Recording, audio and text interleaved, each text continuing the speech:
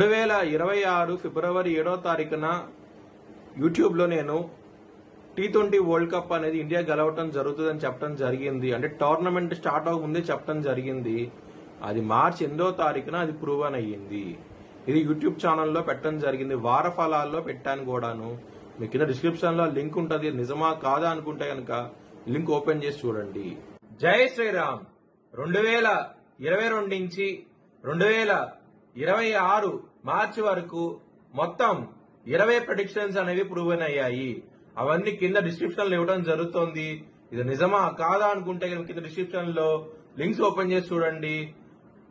నిజమైతేనే నా ఛానల్ ని సబ్స్క్రైబ్ చేసుకోండి. వృషభ రాశికి అధిపతి శుక్రుడు. వృషభ రాశిలో కృతిక 2, 3, 4 పాదాలు, రోహిణి 4 పాదాలు, మృగశిర 1, 2 పాదాలు ఉంటాయి. ఈ నక్షత్రం వాళ్ళందరికీ నేను చెప్పే వార ఫలితాలు వర్తిస్తాయి.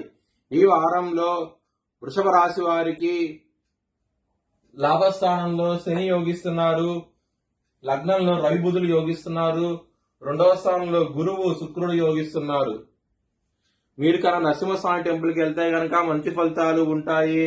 కందులు దానం చేయండి, చాలా మంచి ఫలితాలు ఉంటాయి. కందులు బ్రాహ్మణుడు దానం చేస్తే గనక మంచి ఫలితాలు ఉంటాయి. ఆదివారం, గురువారం రోజున ముఖ్యమైన పనులు స్టార్ట్ చేసి ఖచ్చితంగా విజయం సాధిస్తారు. మంగళవారం రోజున మాత్రం ముఖ్యమైన పనులు స్టార్ట్ చేయకండి. స్టార్ట్ చేస్తే గనక వ్యతిరేకత ఫలితాలు, ధన నష్టం వచ్చే అవకాశం ఉంటది.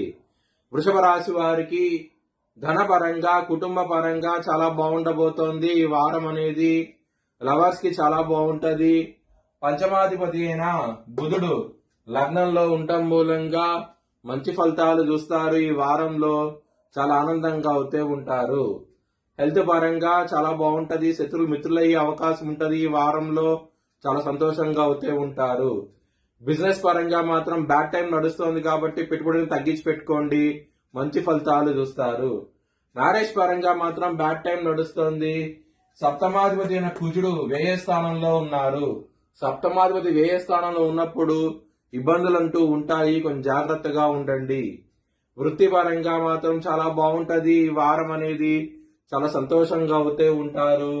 ఇక్కడ దశమాధిపతి అయిన శని లాభస్థానంలో ఉన్నారు, మంచి ఫలితాలు ఉంటాయి. ఒకవేళ మీ జన్మ జాతకంలో కనుక శని కనుక బలహీనంగా ఉంటే కనుక 16వ తారీఖున శని అమావాస్య ఉన్నది. ఆ రోజున శనికి హోమం చేయించుకోండి, మంచి ఫలితాలు ఉంటాయి.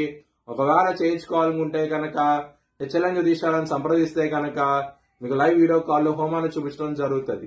మీ భవిష్యత్ వివరాల కోసమై హెచ్చలంగ దీశాలను సంప్రదించండి. Please like, share and subscribe my channel.